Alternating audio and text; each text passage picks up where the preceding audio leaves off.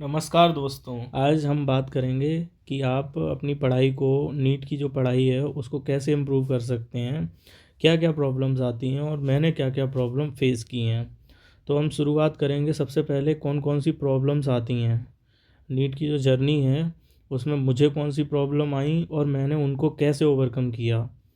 ये सब जानने के लिए आप पहले मैंने एक लिस्ट बनाई है, उसको देखिए कि प्रॉब्लम नंबर वन है कि हम रिकॉल नहीं कर पाते। हम पढ़ते तो हैं, हमें याद नहीं रहता। हमने पढ़ा आज और फिर हम कल भूल जाते हैं, परसों भूल जाते हैं, 2-4 दिनों में भूल जाते हैं। दूसरी प्रॉब्लम, बड़ी प्रॉब्लम है कि बैकलॉग हो जाता है कि क्लास में चल रहा है टॉपिक, हम थोड़े लैग कर गए, फिर ऐसा लगता है कि यार बैकलॉग हो गया, उसे करें या फिर जो चल रहा है उसे करें। तो धीरे धीरे बहुत सारा बैकलॉग हो जाता है, इसी उलझन में रहते हैं कि क्या करें क्या क्या ना करें, पता ही नहीं चलता।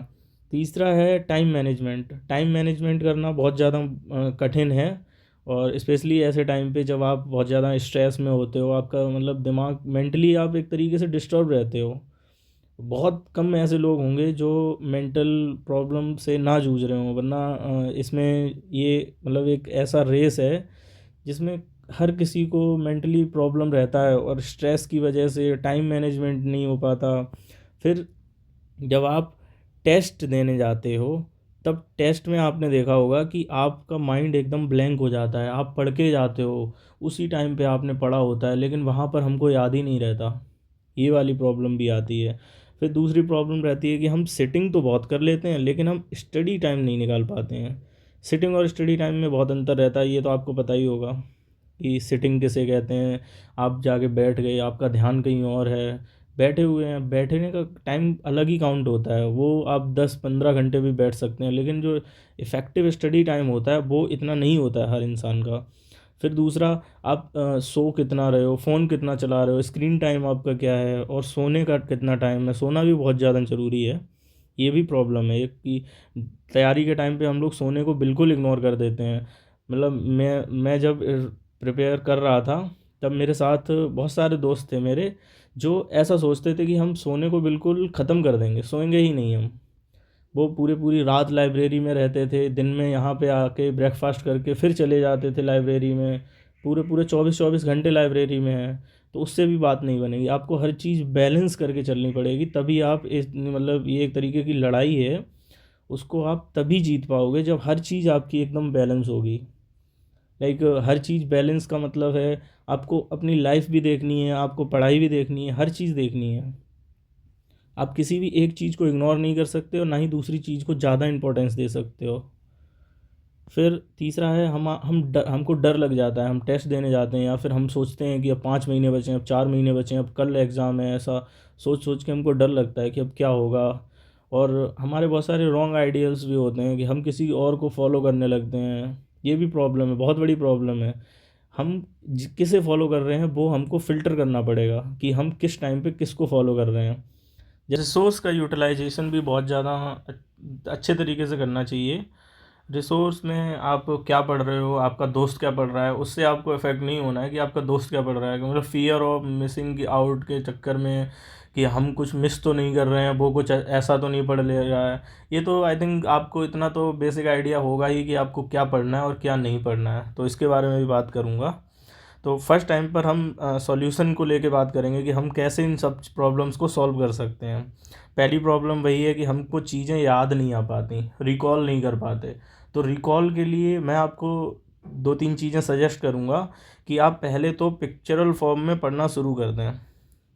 आप पिक्चर्स के रूप में उसे याद करें, आप मेमोराइज़ करें कि आपको पिक्चरल फॉर्म में याद करें किसी भी चीज़ को, कि मतलब कोई चीज़ याद कर रहे हो तो उसको ऐसे प्रेजेंट करो अपने माइंड में या फिर किसी पेज पे लिखो, ताकि उसका एक पिक्चर बन जाए। दूसरा है कि आप चार्ट बना लो और चार्ट और टेबल बना के अपने जो वॉल है उस पे स्टिक कर लो और देखो उसे, बार बार देखोगे, बार बार निकलेगी वो चीज़, तभी आपको याद रहेगा। ऐसा माइंड नहीं काम करता कि आप एक बार पढ़ लो और आपको याद हो जाए, तो आपको बार बार पढ़ना पड़ेगा। तीसरी चीज़ है, आप हो सकता है आप डॉट्स कनेक्ट ना करते हो, पता लगे आप एक चैप्टर को एक चैप्टर की ही तरह पढ़ रहे हो। बहुत सारी चैप्टर ऐसे हैं जो आपस में कनेक्टेड हैं, एक चैप्टर का कुछ चीज़ दूसरे चैप्टर में यूज़ आएगा, दूसरे का तीसरे में आएगा, चौथे में आएगा, ऐसे ऐसे होता है। तो ये सारी चीज़ें भी आपको लेके कनेक्ट करके चलना है। अब ऐसा तो है नहीं कि आप स्कूल में पढ़ रहे हो तो पेपर होगा तो फर्स्ट और सेकंड चैप्टर आएगा। नीट के सिलेबस में तो पूरा पूरा आता है। आप मतलब बायो का पूरा जितने भी चैप्टर हैं वो सब एक ही बार में आएंगे। तो आप ऐसा नहीं कर सकते कि एक यूनिट पढ़ें, दूसरे यूनिट में आप उसके मतलब जो यूज़ हैं उसको यूटिलाइज ना कर पाएँ, तो उससे क्या फ़ायदा होगा। तो आपको इस तरीके से पढ़ना है। मतलब कनेक्टिंग लिंक बनाते बनाते आपको हर चीज़ याद रखनी है कि हाँ मैं इसे इस तरीके से याद रखूँ, ताकि कनेक्शन जब बन जाता है ना तो चीज़ें ज़्यादा ईजिली याद हो जाती हैं। दूसरा है बैकलॉग। बैकलॉग मेरा भी प्रॉब्लम था, मेरा भी 1-2 साल तक यही प्रॉब्लम रहा कि बैकलॉग को कैसे ओवरकम करें। फिर मैंने भी मतलब वीडियो देखी। अब बैकलॉग को सबसे मतलब आसानी से आप ऐसे ही एलिमिनेट कर सकते हो कि आप एक प्रॉपर टाइम टेबल बनाओ कि आज का जो चीज़ चल रही है वो मैं आज ही फिनिश कर दूँ। फिर उसके बाद जो एक आध घंटा निकालो, एक आध आवर ऐसा निकालो जिसमें आप जो बैकलॉग है उसको कंप्लीट कर पाओ, क्योंकि बैकलॉग भी कंप्लीट करना बहुत ज़्यादा ज़रूरी है। अब आप डेली टू डेली स्टडी करोगे, उसके बाद कुछ एक्स्ट्रा टाइम निकालोगे, फिर अपना क्लियर बैकलॉग करते चलो, क्योंकि बैकलॉग तो जितना ज़्यादा छोड़ोगे आप उतना ही ज़्यादा बड़ा होता रहेगा। इससे कोई फ़ायदा थोड़ी है। आप पढ़ रहे हो, एट द एंड फिर आपका वही होगा कि बैकलॉग बहुत सारा हो गया, कैसे होगा, क्लियर ही नहीं हो पाएगा। आपको सही टाइम पे सही तरीके से बैकलॉग को क्लियर करना है। दूसरा, ये नहीं थिंक करना है अभी से कि मैं वन शॉट देख लूँ। अभी से वन शॉट के पीछे मत भागना कि मेरा बैकलॉग है, मैं वन शॉट देख के उसे ख़त्म कर लूँ। ये आपके लिए सही नहीं है। आपके लिए सही तब हो सकता है जब आपको चैप्टर 40% से ज़्यादा आता है। अगर आपने वो चैप्टर नहीं पढ़ा है, फर्स्ट टाइम आप पढ़ रहे हो और फर्स्ट टाइम ही आप वन शॉट पे चले जाओगे। टीचर बहुत नो डाउट अच्छा पढ़ाते हैं टीचर वन शॉट में, लेकिन टीचर तो हर कुछ डिलीवर कर देगा वन शॉट में, लेकिन क्या आप उसे ग्रैब कर पाओगे? नहीं कर पाओगे। टीचर अपना टीचर को बहुत एक्सपीरियंस है। टीचर 10 साल से, 15 साल से, 20 साल से पढ़ा रहे हैं। उनको पता है कि कितना नीट का सिलेबस है, कितना क्या क्या पूछा जाएगा, तो वो अपने मुंह से बोल के चले जाएंगे। बहुत सारी चीज़ें बोर्ड पे नहीं लिखेंगे। आपको लगेगा जितना बोर्ड पे लिखा है बस वही इंपॉर्टेंट है। टीचर्स आप गौर करना, आपने गौर किया भी होगा कि टीचर बहुत सारी बातें ऐसे बोल के निकल जाते हैं कि जैसे पता ही नहीं चलता कि वो चीज़ें इंपॉर्टेंट हैं। लेकिन जब उनसे क्वेश्चन आता है तब सर बताते हैं कि हाँ हमने वहाँ पे ये चीज़ बताई थी। तब लगता है कि यार इतनी इंपॉर्टेंट चीज़ ऐसे बोल के चले जाते हैं। तो आपको ये देखना पड़ेगा, आप फर्स्ट टाइम पढ़ रहे हो कोई भी चैप्टर तो उस वन शॉट से मत पढ़ो। और दूसरा, आपने फर्स्ट सेकंड थर्ड 3 बार पढ़ लिया कोई चैप्टर और आपको 40% नहीं आ रहा है चैप्टर के बारे में, नॉलेज रीगेन नहीं कर पा रहे हो आप, तब भी वन शॉट मत देखो। एटलीस्ट आपको 40% से ज़्यादा तो आना चाहिए, तभी आप थोड़ा बहुत और इम्प्रूव कर पाओगे। और फिर आता है टाइम मैनेजमेंट। टाइम मैनेजमेंट में सभी के पास 24 ही घंटे होते हैं। जो अच्छा पढ़ रहा है वो भी, और जो सो रहा है, पर मतलब सोना तो अच्छी बात है, लेकिन टाइम वेस्ट कर रहा है, रील देख रहा है, फ़ोन चला रहा है, तो फ़ोन नहीं चलाना है आपको। फ़ोन का जो टाइमिंग है आप सभी देखिए। फ़ोन मतलब मेरे साथ भी बहुत ज़्यादा प्रॉब्लम थी। मेरी जो स्क्रीनिंग आवर थी वो बहुत ज़्यादा बढ़ गई थी बीच में, मतलब इसी टाइम पे, जनवरी के टाइम पे, तब मैं बहुत ज़्यादा परेशान था। 6, 5, 6, 7, 8 घंटे तक स्क्रीनिंग टाइम चला गया था। तो बहुत ज़्यादा प्रॉब्लम थी। आपको सेक्रीफाइस करना पड़ेगा जैसे मैंने किया। आपको 6 महीने के लिए, जो आपके आने वाले 6-5 महीने हैं, उनमें फ़ोन को थोड़ा होल्ड रखना पड़ेगा। आप 6 महीने के लिए फ़ोन को छोड़ दो।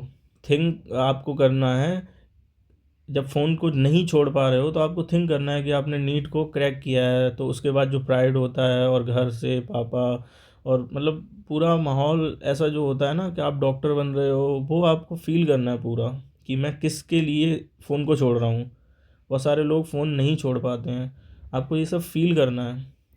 और फिर जब आप एक बार नीट को क्रैक कर लोगे तो आपको 4 से 5 महीने मिलेंगे आराम से। आप वेब सीरीज़ देखना, रील्स देखना, जो भी करना है आप आराम से देखना। मुझे भी मिले, हर किसी को मिलते हैं। आप नीट का पेपर दे के आओगे, उसके बाद आपको बहुत टाइम मिलेगा आराम से। आप काउंसलिंग के बाद तक फ़ोन चलाना आराम से, जब तक कॉलेज शुरू ना हो जाए। वही अगस्त सितंबर के आसपास कॉलेज शुरू होगा तो 4-5 महीने तो आराम से आपको मिल जाएंगे फ़ोन चलाने के लिए, आराम से चलाना आप, लेकिन अभी के लिए थोड़ा होल्ड पे डाल दो। चौथी प्रॉब्लम है ब्लैंक हो जाना। जब आप पेपर देने जाते हो, टेस्ट हॉल मतलब जहाँ पे आप हॉल पेपर दे रहे हो, उस हॉल में जैसे ही गए आप सब ब्लैंक हो जाते हो। इस ब्लैंकिंग से आप कैसे बच सकते हो? ब्लैंकिंग के मुझे तो यही कारण लगता है कि जैसे आप कम टेस्ट देते हो तो ऐसा होता है कि टेस्ट ही कम दे रहे हैं तो टेस्ट का जो प्रेशर होता है वो हैंडल नहीं हो पाता है। जब मैंने मतलब तैयारी की तो 2 साल मैं ऑनलाइन पढ़ रहा था, तो ऑनलाइन पढ़ते पढ़ते ऑफलाइन टेस्ट दिया नहीं करता था। तो जब नीट के पास थोड़े एक दो टेस्ट सीरीज ज्वाइन कर ली, एक एक बार मैंने टेस्ट सीरीज ज्वाइन की, तो इतने ज़्यादा टेस्ट नहीं होते थे, तो जिसके चलते मुझे प्रेशर फील होता था। जैसे ही मैं नीट का पेपर देने जाता था, पूरा एकदम ऐसे हाथ पैर फूलने लगते थे कि अब क्या होगा, अब क्या होगा, पूरा एकदम डर डर जाता था। ये तो इस डर से, पेपर का जो डर होता है उससे निकलने के लिए आपको टेस्ट देने हैं बहुत सारे। अभी टेस्ट आप टेस्ट सीरीज से भी दे सकते हो, एक दो टेस्ट सीरीज लगा लो महीने में। अभी अभी तो आप महीने 15 दिन में एक एक टेस्ट दोगे तो भी चल जाएगा। जैसे जैसे आप नीट का पेपर पास आएगा वैसे वैसे आपको टेस्ट की इंटेंसिटी बढ़ानी है। एक एक दो दो दिन में, फिर एक एक दो दो दिन में एक एक टेस्ट देना है। फिर हर दूसरे दिन एक दिन टेस्ट को एनालाइज करो। तो आप जितने ज़्यादा टेस्ट दोगे उतना ज़्यादा आपका ये ब्लैंकिंग वाला चीज़ और पैनिक वाला चीज़, पैनिक में ही आप ब्लैंक होते हो। आप ये देखना, जब आप एकदम रिलैक्स होते हो, रूम पे आते हो, तो आपको लगेगा कि अरे यार ये तो मुझे आता था, ये तो मैं कर सकती थी या कर सकता था, लेकिन वहाँ पे आप ब्लैंक हो जाते हो। तो उसका कारण बस यही होता है कि आपने कम टेस्ट दिए हैं, तो इसके चक्कर में आप ब्लैंक हो जाते हो पूरा। फिर टेस्ट दे दिया आपने, खूब आपने पढ़ाई की, टेस्ट दे दिया, 3 घंटे लगा के आपने मन से टेस्ट दिया, पूरा ब्लैंक भी नहीं हुए। उसके बाद आपके नंबर आए, मतलब 680 भी आ गए, 680 आ गए आपके नंबर, या किसी के नंबर 500 आ रहे हैं या 300 आ रहे हैं, तो आप देखो इसमें सीखने के लिए भी आपके पास है, इसमें स्कोप है कि आप 40 नंबर आपके कहाँ मिसिंग हुए, आपके कहाँ मिसिंग हुए 120 नंबर, सॉरी 220 नंबर, आपके कहाँ मिसिंग हुए 420 नंबर। ये आपको देखना पड़ेगा। आपको इन सब की एक मिस्टेक नोटबुक बनानी है जिस पे आप लिखोगे कि इस टेस्ट में मुझे ये वाली प्रॉब्लम हुई थी और मैंने यहाँ पे लैग किया, जिसके चक्कर में मेरे नंबर कटे। वरना आप सेम मिस्टेक किसी और टेस्ट में करोगे। आपको ये मैं मतलब देख के चलना है कि एक ही टॉपिक से, जिस टॉपिक में आपको प्रॉब्लम आ रही है उससे दोबारा मिस्टेक ना हो। एक टेस्ट में होगी कोई बात नहीं, आप सीखो, सीखते रहोगे कि आप अभी से टेस्ट दोगे, सीखते रहोगे तो बहुत कुछ हो जाएगा आपके पास सीखने के लिए। आपको सीखना पड़ेगा टेस्ट। और फिर होता है ये सेटिंग, आप बैठ गए, फिर सोच रहे हो कि अब क्या होगा, आगे क्या होगा, मुझे कुछ नहीं आता, कि मुझे आता है कि मैं यहाँ गया, मैं वहाँ गया, इधर उधर की बातें, या माइंड डाइवर्ट हो गया। तो आप सिटिंग और स्टडी टाइम में थोड़ा मतलब एक रूल फॉलो कर सकते हो कि साइंटिफिकली मतलब ऐसा प्रूवन है कि 25 से 45 मिनट तक का, किसी किसी का 25 होता है, किसी का 45 होता है। तो ये मतलब मेंटल जो आप एक जगह पे माइंड लगा सकते हो उसकी वो है कैपेसिटी, कि आप अच्छे से पढ़ सकते हो 30 से 35 मिनट। तो आपको एक सेटिंग में 30 से 35 मिनट बैठना है। उसके बाद फिर आपको थोड़ा रिलैक्स करना है। रिलैक्स में आप फ़ोन नहीं चलाना, कुछ मतलब अपनी हॉबी के तरह आप एक गाना गुनगुना लो, किसी की हॉबी है गाना गाना, किसी की कुछ है, किसी की जो भी हॉबी है आप वो कर सकते हो, बस फ़ोन नहीं चला सकते। फ़ोन चलाओगे तो वही फ़ोन चलाओगे तो 1 घंटा 2 घंटे कब निकल गए पता ही नहीं चलेंगे। फिर आप एकदम गिल्ट में आ जाओगे कि मतलब मैं क्या कर रहा था और कहाँ चला गया। तो आप 20-20 25-25 मिनट करके पढ़ सकते हो। यहाँ पे टाइम ज़रूरी नहीं है कि आप 20 मिनट पढ़ रहे हो, आपको अगर इंटरेस्ट आ रहा है तो आप ज़्यादा भी पढ़ सकते हो। आपको कोई टॉपिक कंप्लीट करना है, अब आपने देख लिया कि हाँ मैं एकदम वॉच लगा के बैठ गया 25 मिनट, अब मेरा टॉपिक बचा है 5 मिनट का और बचा है, तो ऐसा नहीं कि 25 हुए तो उठ लिए। अब एक टॉपिक कंप्लीट करके फिर आप उठो और एक ब्रेक लो, उसके बाद फिर करो। फ़ोन तो बिल्कुल नहीं चलाना है ब्रेक टाइम में, ये तो रूल है। और आप मतलब ऐसा होगा कि आप पहली बार बैठोगे तो 20 मिनट बैठ पाओगे, फिर 25 मिनट बैठ पाओगे, ये धीरे धीरे इम्प्रूव होगा आपका। सिटिंग टाइम और स्टडी टाइम दोनों धीरे धीरे बहुत बढ़ जाएगा। आप फिर एक एक दो दो घंटे तक बैठ पाओगे, एकदम अच्छे से पढ़ पाओगे अगर धीरे धीरे आप प्रैक्टिस करोगे। और प्रैक्टिस नहीं करोगे तो आप वहीं 20 मिनट पे रह जाओगे। अच्छे से प्रैक्टिस करोगे तभी आपका टाइम बढ़ेगा, तभी आपका स्टडी टाइम बढ़ पाएगा। फिर तीसरा है आप मतलब सोना सोना बहुत ज़रूरी है। बहुत से लोग होते हैं, मैंने बताया ना अभी स्टोरी कि मेरे साथ बहुत से ऐसे फ्रेंड्स थे जो स्टडी के आगे पूरा स्लीप को कॉम्प्रोमाइज़ करे हुए थे। पूरी पूरी रात लाइब्रेरी में रहना, दिन में रूम पे रहना, क्लास करना, तो बिल्कुल स्लीप नहीं। आपको ये वाली मिस्टेक नहीं करनी है। आपको प्रॉपर स्लीप लेनी है। ऐसा नहीं है कि आप स्लीप नहीं ले रहे हो। स्लीप क्यों ज़रूरी है? आपकी मेमोरी अच्छी करती है, मेमोरी के लिए बहुत ज़्यादा ज़रूरी है, मेंटल पीस के लिए बहुत ज़्यादा ज़रूरी है, मेंटल स्ट्रेस भी बहुत कम हो जाता है। माइंड जो है मतलब ह्यूमन बॉडी एक मशीन की तरह है। आप कितना ज़्यादा उसे मतलब करोगे, उसको कितना ज़्यादा उसकी कैपेसिटी है, कितना ज़्यादा उसे लगातार चला सकते हो, तो आपको थोड़ा तो शट डाउन करना पड़ेगा उसे। वरना मेंटली आप कभी फील करना, जिस दिन आप सोते नहीं हो अच्छे से उस दिन आप थोड़े चिड़चिड़े रहते हो, आपके माइंड में कोई चीज़ घुसती नहीं है, आप पढ़ना चाहते हो लेकिन पढ़ाई नहीं हो पाती है, ये सब होता है। साथ में है कि आपको मतलब फियर फियर बहुत ज़्यादा है कि आगे क्या होगा, ज़्यादा आगे का सोच लेते हो। आप छोटे छोटे स्टेप लोगे ना तो आपको फ़ियर नहीं होगा। मुझे भी फ़ियर बहुत ज़्यादा लगता था कि मतलब इस बार नहीं हुआ, उस बार नहीं हुआ, पिछली बार नहीं हुआ, ये सब सोच सोच के मैंने बहुत ज़्यादा मिस्टेक कर ली। और बहुत ज़्यादा ये टेस्ट हॉल में जाके जब नीट का पेपर देते तब बहुत ज़्यादा इसमें प्रॉब्लम आती थी।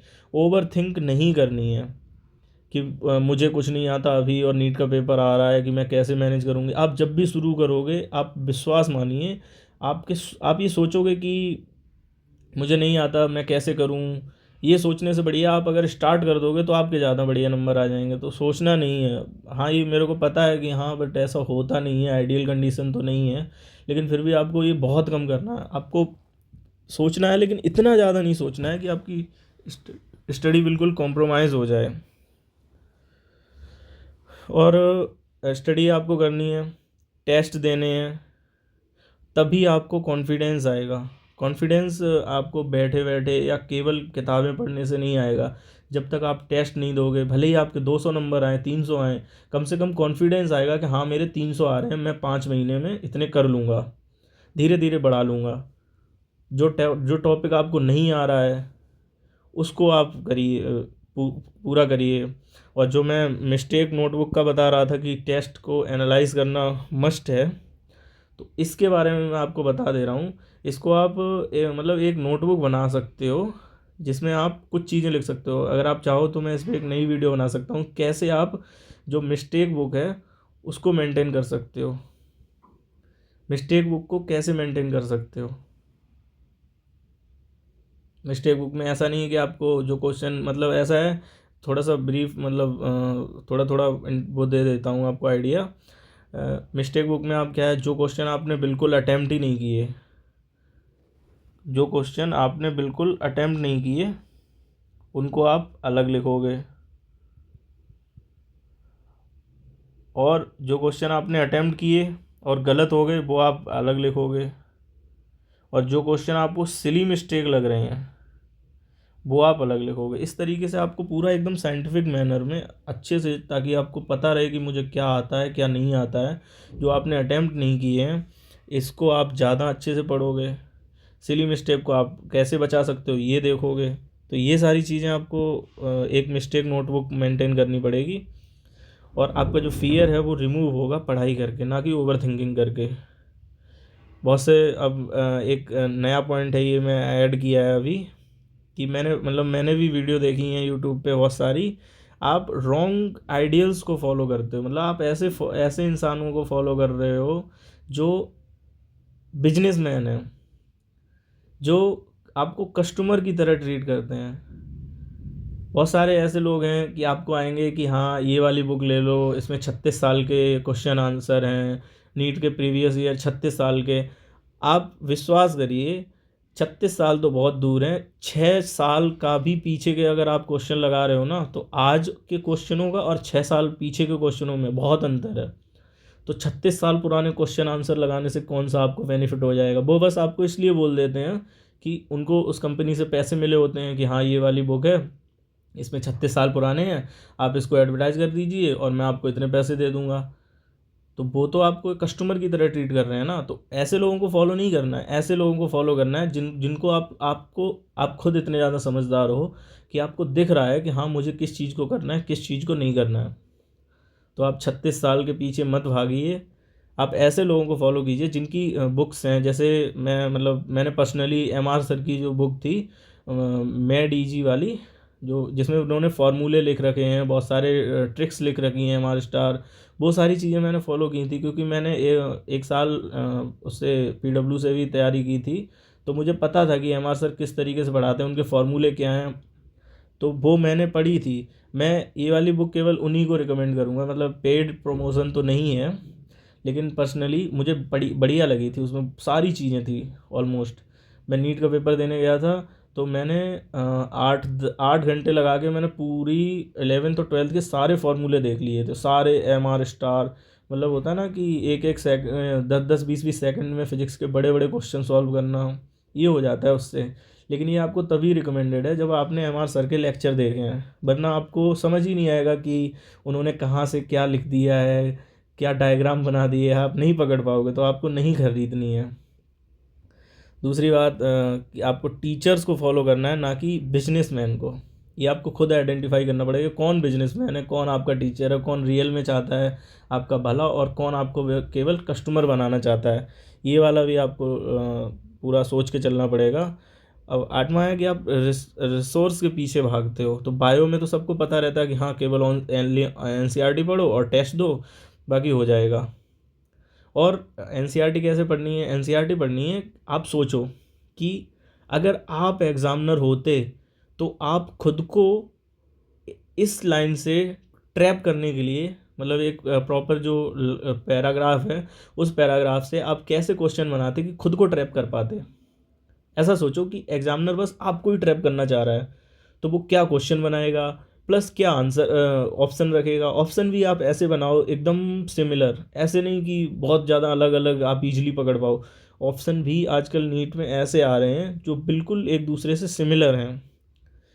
फिर फिजिक्स आपको कैसे पढ़नी है? फिजिक्स में आपको क्वेश्चन प्रैक्टिस करनी है और फार्मूला याद रखना है बस, और फिजिक्स में कुछ नहीं है। केमिस्ट्री, ऑर्गेनिक केमिस्ट्री एनसीईआरटी हर कोई बताता है। फिजिकल केमिस्ट्री जैसे आप फिजिक्स पढ़ रहे हो, क्वेश्चन आंसर और फार्मूला बस। इनऑर्गेनिक केमिस्ट्री में एनसीईआरटी पढ़नी है, और ये कैसे पढ़ना है इसके बारे में डिटेल वीडियो चाहिए तो आप एक बार कमेंट कर दो, मैं उस पर भी बना दूंगा। ये बहुत ज़्यादा इम्पोर्टेंट चीज़ है, ये आप अपने दिमाग में बिठा लो, अच्छे से बिठा लो कि एक दिन में तो नहीं होगा नीट क्लियर, लेकिन एक दिन ज़रूर होगा। आप सोचो कि मैं एक दिन में नीट क्लियर कर दूंगा, एक दिन में तो नहीं होता। जो वन शॉट देखते हैं लास्ट में कि 10 दिन में नीट क्लियर, तो ये नहीं होता। आपको अभी से पढ़ना पड़ेगा, आपको 5 महीने तो कम से कम देने ही पड़ेंगे। नीट बड़ा एग्ज़ाम है। नीट में अब 650 पे तो कट ऑफ पहुँच गई है, 640 650 कट ऑफ है। तो आप सोचो ना, जिसके 640 आ रहे होंगे वो सब में 160 ला रहा होगा। 160 नंबर लाने के लिए आपको अच्छे से पढ़ना पड़ेगा। पहले ऐसा हो जाता था कि आप फिजिक्स को इग्नोर कर दो, आप केमिस्ट्री के फिजिकल केमिस्ट्री को इग्नोर कर दो, केमिस्ट्री में फिजिकल केमिस्ट्री आपने इग्नोर कर दी। अब आप किसी भी सब्जेक्ट को इग्नोर नहीं कर सकते। अगर आपने बायो इग्नोर किया तो नहीं हो पाएगा, आपने केमिस्ट्री, बायो तो इग्नोर कोई करता ही नहीं है खैर, केमिस्ट्री फिजिक्स इनमें अल्टरनेट रहता है, आप किसी को इग्नोर नहीं कर सकते। अगर आपको वीडियो पसंद आया हो तो लाइक करिए, किसी अपने दोस्त को शेयर कीजिए ताकि उसकी भी मदद हो जाए। थैंक यू दोस्तों, बाय।